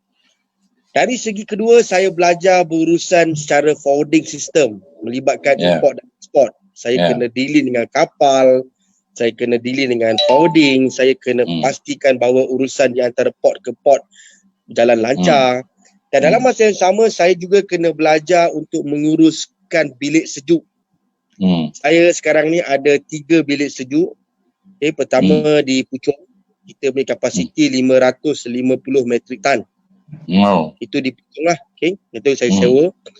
Kedua, saya ada warehouse di Senawang. Itu kapasiti 128 metrik tan. Boleh isi barang dalam. Ketiga, saya ada warehouse yang sekarang dalam pembinaan di Johor Bahru. Itu saya buat dengan kapasiti 200 metrik tan. Saya juga ada buat perancangan untuk buat di utara dan juga di pantai timur. Kita tunggu bajet perancangan Malaysia yang pula lepas ni. Untuk menguruskan pengedaran, kita melibatkan urusan logistik. Barang yang diambil daripada nelayan atau daripada penternak atau daripada import, kita kena simpan barang sebab kita beli dalam kuantiti yang besar. Satu kontena 40 footer, kalau ikan melibatkan ikan biasa, kita beli lebih kurang 27 tan, 25 ke 27 tan. Kalau 20 footer, dia di antara 10 ke 13 tan sekali beli. Kosnya berapa? Yang 40 footers tu kosnya berapa? Tengok jenis ikan yang kita ambil. Roughly? Kalau ikan merah saja, kalau contoh ikan merah saya beli di Indonesia, untuk 20 kaki punya lebih kurang 130 ke 140 ribu. Kalau 20 footer beli daripada, contoh beli daripada Vietnam ikan kembung, kemungkinan dalam 120 ribu ke 130 ribu ikut sizing. Sebab itu bila borong kilang, kita dah ada sizing lengkap. Jadi sizing tu menentukan kita punya harga lah berapa yang dia orang tentukan. Kalau kita macam saya ada satu tempat di Tawau, kita beli secara borong JT. Yang ni saya kena buat sorting. Kita ada tempat untuk sorting. Kita kena sorting ikan tu siap-siap. Yang ni kos dia ada sikit mencabar lah. Kita kena ambil barang dan kita kena buat pengedaran. Lepas tu pula daripada bilik sejuk, lepas daripada kapal atau daripada JT, kita masuk ke warehouse, kita panggil cool storage. Kita kena pastikan kita tahu harga pasaran. Segmen pasaran itu memainkan peranan penting. Sebab kalau kita tersalah beli, contohlah saya beli dengan Tuan Nasir, dia letak harga 28. Contohlah ikan kerapu, hybrid saya 28. Saya kena baca 3 bulan akan datang. Kalau saya kena beli, contohlah saya nak beli satu kolam dia, semua kolam dia. Katalah lebih kurang harga nilai 250 ribu kata. Saya ambil semua kolam tuan. Saya beli lebih kurang 40 tan ni barang. Jadi saya kena buat anggaran berapa barang ni boleh habis. Berapa lama barang ni boleh diselesaikan. Sekurang-kurangnya saya dah ada 40% pelanggan yang akan beli dulu. Pada bulan pertama. Jadi saya tidak ada risiko yang besar pada bulan kedua atau bulan ketiga. Ini yang berlaku contoh di zaman COVID-19, berlaku pengedaran, contoh sekolah tutup. Saya dah buat anggaran sampai bulan 12. Tapi sekolah tutup dan tak beroperasi. Restoran tutup. Automatically dia mengganggu saya punya segmen pasaran dengan sendirinya. Jadi saya ambil satu tindakan drastik buat secara online. Memang bila kita pemborong jual barang secara online memang akan mengganggu harga pasaran semasa lah. Sekarang ni pun dah ramai nak jadi peniaga ikan lah. Salah satu perkara yang berlaku lah. Jadi dalam proses pengedaran ni dan pemborongan dia tak boleh lari. So pengedaran amat penting. Nak pilih lori pun kena tahu lori mana. Berapa harga lori nak beli pun kena baca. Nak beli forwarding, nak urusan, sebab apa kita berurusan untuk import, kita akan berurusan dengan makis, kita akan berurusan dengan custom. Untuk pihak-pihak yang macam lesen import, kita akan berurusan dengan LKM. Dan untuk lesen bilik sejuk, kita akan berurusan dengan PBT. Untuk dana bantuan, kita kena berurusan dengan Agrobank lah. Kena baiklah dengan mana. Zariman. Ya. Zariman ada lot di Pasar Borong Selayang tak? Dulu saya ada. Dulu saya ada lot di Pasar Borong Selayang dalam 3 tahun lepas. Sekarang saya dah tak involve dah Pasar Borong Selayang. Kenapa? Saya dah ada Pasar Borong persendirian. Saya ada sudah tempat sendiri. bangun Pasar Borong sendiri? Di Senawang. Itu satu juga sektor baru yang sedang kita perkatakan, mana tidak bergantung pada satu tempat saja untuk menjual hasilan borongan. Betul Tuan. Haji, saya nak cadangkan saudara Zariman ini jadi mentor besar, mentor utama kepada MDN dalam hal ekonomi perikanan ini, sebab dia bukan saja tahu daripada A sampai Z, dia menguasai. Bila dia sebut pada saya, dia ada pasar borong sendiri, saya sangat terkejut. Kerana ini satu kehebatan luar biasa lah. Pasar borong sendiri ni dia calang-calang lah. Saudara Zariman, nanti saya panggil saudara Zariman untuk beri bengkel kepada beberapa koperasi yang saya akan jemput untuk Zoom dengan saudara Zariman. Ini dengan izin MDN lah ya. Boleh. Boleh datang melawat. Boleh datang melawat saya punya bilik sejuk, sama ada di Puchong ataupun di Senawang. Ya, okey. Saya di JPN Selangor sudah dengar ni. InsyaAllah saya akan gerakkan. Saya tu boleh main bola dalam. Boleh insyaAllah. Saya faham, saya dah pernah pergi. Okey, saudara Zariman, saya tertarik, saya ulang balik, recap balik apa yang saya sebut tadi, yang saya sangat tertarik di awal tadi, dia sebut future market. Dan unjuran itu selalunya kita kurang beri perhatian, kecuali kepada pemain-pemain yang mau bertahan dalam industri. Apa yang saudara lalui, pengalaman yang saudara lalui boleh relate dengan saudara Hisham, Tuan Hisham. Sebab dia memang belajar betul-betul pasal future market derivative dan sebagainya. Mungkin selepas ini kita akan berkolaborasi untuk melatih bakal-bakal ataupun pemain-pemain yang sudah ada di lapangan sebagai value added lah bagi ilmu tambahan. Maknanya kalau kita nak berkembang di laluan baru, ini perlu di-equip, perlu ditambah baik dan sebagainya. Okey, saya nak pergi balik kepada Tuan Haji Nasir. Tuan Haji Nasir pelihara ikan dan cuba marketkan ikan sendiri. Ada masalah tak? Buat dua kerja ni, dua tiga kerja dalam satu masa. Masalah dia berdasarkan pada kehendak kita lah. Pada peringkat awal tu ada satu hotel di Arafta ni minta kita siang siap-siap. Jadi bila saya pergi kepada penjual ikan, suruh dia siang. Dia ambil 1 kilo, kalau ikan ni, kalau 3 kilo tu maksudnya dia ambil 1 ekor RM3. So saya kurang lah. Jadi apa yang saya buat ialah saya belajar lah. Saya tengok dia siang tu, saya belajar. Di peringkat awal tu orang Kedah kata berkelarah jugalah tangan kita.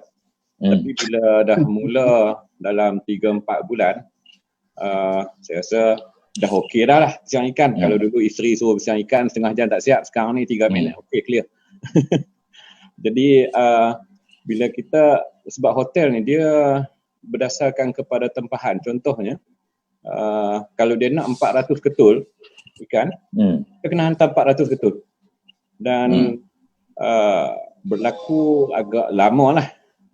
Kemudian bila last kali saya pun dah bagi kepada pekerja saya lah yang buat siang ikan. Tapi kurang-kurangnya saya mula dulu. Saya buat dulu.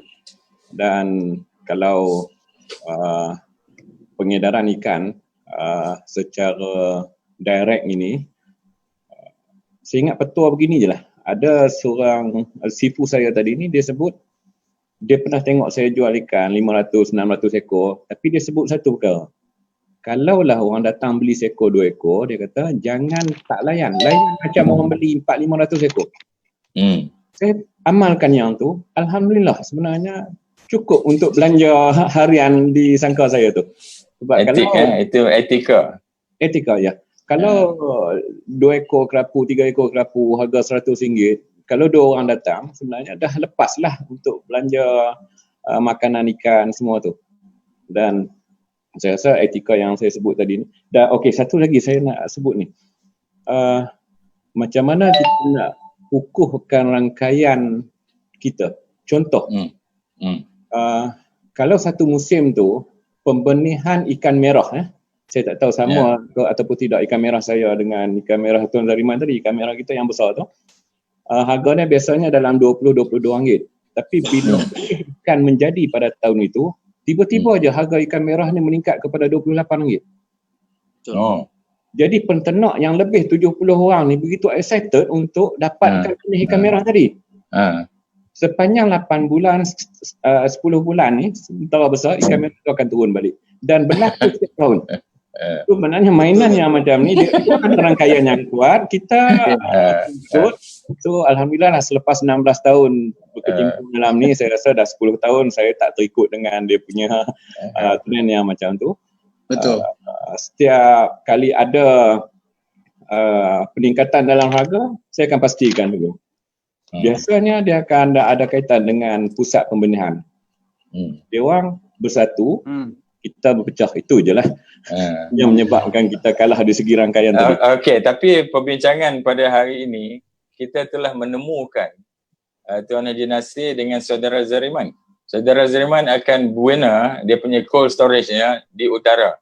Jadi Tuan Haji Nasir dan Saudara Zariman boleh bermain semakin hampir. Saya ada planning nak buka satu warehouse di Taiping. Di Taiping. Di Taiping ya. Lepas tu ikan merah tuan ni saya minat ni. Saya memang pembekal ikan merah ni. Okey, sekarang kita dah pertemukan ni. Saya tak pakai local market. Kita dah pertemukan pemborong dan penternak. Okey, kita dah berada di penghujung sekarang. Saudara Zul. Boleh saya tambah satu tak? Ya, silakan. Zul, di mana Zul? Okey, Saudara Syam. Okey, saya nak tambah. Dari apa yang saya dengar semua, baik daripada yang pemborong tadi, daripada yang Tuan Haji yang ternak ikan, kita perlukan gunakan data yang terbaru. Sebab tu bila sebut derivative, future market, untuk makluman, semua big player dalam bidang agro-business di seluruh dunia, memang dia ada department yang memang handle perkara. Contohnya ayam mas, ternak ayam, dia ada satu department yang akan predict berapa harga jagung. Sebab berjagung adalah makanan kepada ayam. Jadi untuk industri ikan ni, dah sampai masa yang berduduk di utara, Alhamdulillah kita dapat bertemu online, yang jadi pemborong, memang derivative, future, option, dan yang paling penting sekarang ni, kita perlukan tok bomoh moden, iaitu data analyst. Data analyst adalah tok bomoh moden yang akan predict the trend of demand ikan, harga raw material ikan, breeder ikan dan sebagainya. Jadi benda ni memang kita tak nampak. Sebab tu bila sebut nelayan, sebut pemborong, kita ingat pemborong jual ikan, beli ikan. No, actually bila you go pada tingkat yang lebih tinggi, ia perlu. Saya dah duduk, saya dah pergi tengok big company yang besar, Cargill. Dia pun ada, memang ada tok bomoh model dia, data analyst. Dan dia memang ada forex future. Kalau you dealing dengan negara luar, future forex currency ni memang mainan. Tetapi masalah ni, pengusaha di Malaysia, dialah pengusaha, dialah pemain, dialah penjual. Jadi memang tidak ada masalah. Sebenarnya perkara-perkara ini yang perlukan. Yang perlukan support. Sebab tu bila kita kata banyak orang tidak ada kerja, sebab kita tidak fit dengan market. Perkara ni dulu. Perkara ni yang saya tengok yang kita lambat sikit bermula di Malaysia. Tetapi di luar memang perkara ni sama. Saya pergi tengok ternakan ayam di Eropah pun sama. Memang dia ada tok bomoh model. Dia ada call data analyst. Okey, tuan Saudara Hisham. Saudara Hisham. Ya. Hisham. Okey, Hisham boleh tak menjadi tok bomoh model untuk kita menjayakan jalur baru ini? InsyaAllah. Boleh, saya setuju. Boleh. Perkara itu paling penting. Kita kena ada benda itu untuk menstabilizekan perkara ni. Sebab tu bila saudara Zariman dia cakap jumlah ikan kita tak tahu di dalam laut. Memang kita tak tahu. Tetapi kita pun tak tahu bila ikan tu akan bertelur. Orang tak tahu je tak. Tapi bila perkara ni saya dapat peluang pergi ke Turin, Italy. Memang dia orang ternak je ikan ni. Kita kat Malaysia, kawasan yang paling sesuai untuk buat macam tu di perairan Mersing. Yang dimiliki di bawah Pulau Tikus semua sana, itu adalah kawasan yang paling sesuai. Kajian telah dibuat. Tetapi sekarang ni big and pieces, jadi sebab tu saya kata kita kena ada satu saluran untuk jumpa real player. Maknanya yang main ni macam mana kita nak jadikan benda ni. Kena, kalau tidak kita tidak akan dapat dan kita akan terus left behind, duduk di belakang. Sifu-sifu yang tua tu dia dah pandai, dia tengok awal dia tahulah berapa ekor ikan dia dapat tangkap, tapi kita tak nak reinvent the wheel, kita follow cara lain. Memang betul, derivative memang penting, future market memang penting, option memang penting, forex memang penting, data analyst memang penting. People yang behind the scene yang kita tak pernah recognize. Kita hanya nampak itu je. Okay, yang paling penting yang ketiga ni yang saya beritahu, title nelayan tu telah diasosiasikan dengan kemiskinan. Saya rasa kalau nak jadikan nelayan tu kaya, kita kena tukar. Sebenarnya pandangan saya, istilah nelayan miskin tu kat Malaysia je. Nelayan miskin Malaysia je. Saya dah jumpa nelayan Cina, saya dah jumpa nelayan Eropah, saya dah jumpa nelayan Vietnam, saya dah jumpa nelayan Filipina, Indonesia. Mereka sangat-sangat kaya. Betul. Malaysia je nelayan miskin. Sebab itu saya ketengahkan dalam jalur baru ini, yang paling utama ialah kefahaman adab dan lakuan nelayan sebagai pemegang taruh terpenting. Okey, kita mesti mendukung satu gerakan supaya mereka kaya. Ada sikit nak kacau. Okey, Prof Wan, kita dengar Zariman cakap sekejap. Saya dah melihat perkara ni bertahun dalam industri. Sebelum saya berniaga ikan, saya bekerja dengan sebuah company Australia yang memang import export ikan. Jadi saya faham dia orang punya situasi. Di Malaysia, kita punya sistem struktur organisasi melibatkan kerajaan ni perlu ditukar. Betul. Contohnya macam saya pemborong ikan. Tak ada jabatan kerajaan yang support saya. Wahal kita ni adalah pemain utama industri. Wa'imah LKM ke, Jabatan Perikanan ke, Kementerian Pertanian ke, tak ada. Betul. Benda Agrobank baru nak tahu tentang industri ni. Alhamdulillah lah saya banyak berinteraksi dengan Agrobank. Lembaga Kemajuan Ikan Malaysia, dia ada persatuan nelayan yang cukup banyak. Tapi saya terus terang cakap memang tak memberi fokus yang jelas bagaimana nak menaikkan nilai atau value nelayan ni sendiri. Betul. Jabatan Perikanan tetap dengan modul yang lama, kapal sistem lama. Orang tak pakailah kapal murah-murah kayu ni, orang tak pakai dah kat luar. Kita Malaysia masih lagi guna pakai. Kita kat China dia dah pakai kapal besi. Kapal dia orang dah boleh pergi 200 batu nautika. Kita duduk dengan sistem lama yang saya rasa zaman penjajah dan masih lagi pakai. Sistem sangkar. Jabatan Perikanan tak memberi fokus yang utama dari segi aquaculture. Saya kadang-kadang tak faham apa yang mereka buat sebenarnya. Ini yang kadang-kadang kalau saya cakap direct memang menyebabkan ramai yang tersinggung. Tapi itulah industri ni perlu ada sangat-sangat perubahan. Baru kita akan cakap bila sebut nelayan je, sebut peniaga ikan je, mereka ni golongan-golongan sederhana dan kaya. Tapi di Malaysia, asal tak ada kerja je peniaga ikan. Itu jalur baru. Asal tak ada kerja je, kena buat kerja je jalur baru ikan. Ini Malaysia punya stigma masyarakat. Baru nak jadi peternak ikan. Jadi sebenarnya saya cakap tu terang lah tuan. Kalau di luar negara, bukan tak payah pergi luar jauh lah. Kita pergi Singapura, kita pergi Indonesia. Kita tengok dulu Menteri Perikanan dan Kelautan Indonesia dulu Susi, Ibu Susi. Dia sendiri ada kapal terbang, ada helikopter, satu pulau dia buat ternakan lobster. Saya pergi Indonesia, Tokyo Boat sampai 200 biji. Saya pergi di China pun sama, di Vietnam pun sama, di Filipina pun sama. Di Malaysia ni saja yang ada stigma yang saya rasa sangat menakutkan dan memalukan lah. Dan ini yang perlu diubah lah.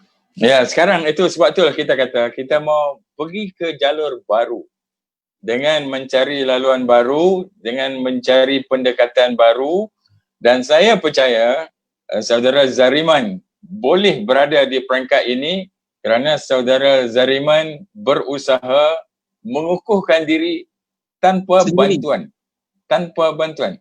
Sebabnya apabila kita mau bangun berlari sendiri, kita akan mengupayakan diri kita. Dan di sini saya rasa kita perlu berada di jalur baru. Sebab kalau kita tengok sebelum ini, dalam sektor-sektor tertentu, peruntukannya berbilion ringgit kerajaan telah bagi, tetapi kenapa tak bangun? Sebab baiklah kalau yang mendapat dana itu bukan orang yang betul-betul, umpamanya penanam padi dapat dana ternakan ikan, sudah tentu kepakaran itu tak menjadi banyak. Orang padi lah kan, orang ikan, orang borong dan sebagainya. Okey, tuan-tuan dan puan yang mati sekalian, perbincangan hari ini memang menarik.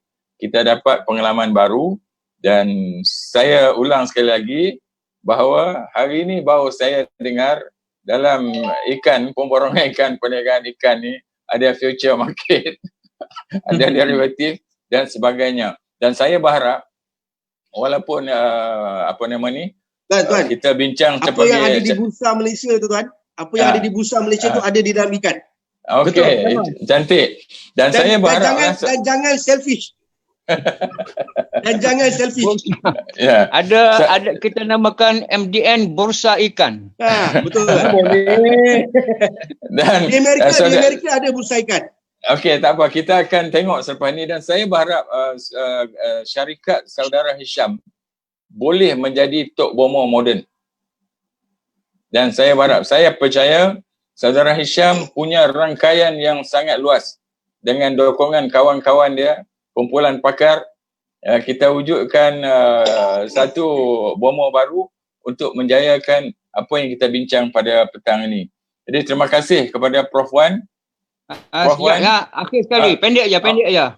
Terus saya silakan. nak minta, pendek aja. Saya nak minta tim yang bercakap hari ini, MDN angkat sebagai tim untuk membina suatu program yang terstruktur supaya jalur baru ekonomi perikanan ini dapat kita bangunkan dalam minda pengusaha muda, nelayan kaya raya, supaya kita boleh sumbang kepada negara, termasuklah kita memajukan Jabatan Perikanan dan segala macam. Cantik. Maka hari ini saya nak cadangkan pada MDN yang ada bercakap hari ini, angkatkan martabat kami semua untuk merangka satu tim.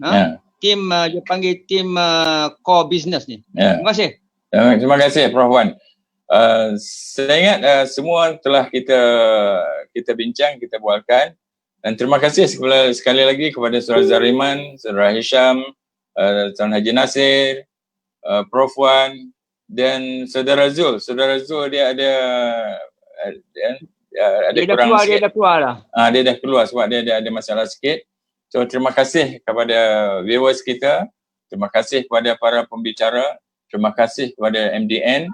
Kita berharap perbincangan hari ini telah menyumbangkan sesuatu, membuka laluan baru untuk kita berada di jalur baru ekonomi perikanan dan kita berharap selain daripada kita membangunkan mereka sebagai pejuang di industri perikanan, kita juga telah membangunkan mereka untuk berjuang di hadapan Allah nanti.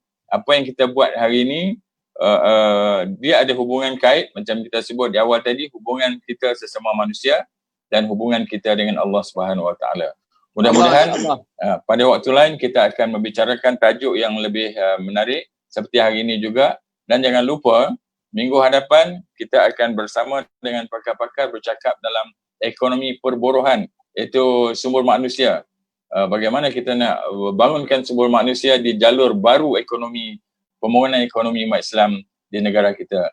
Sekian untuk hari ini. Saya sudahi dengan ucapan wabillahil hidayah wa taufiq. Wassalamualaikum warahmatullahi wabarakatuh.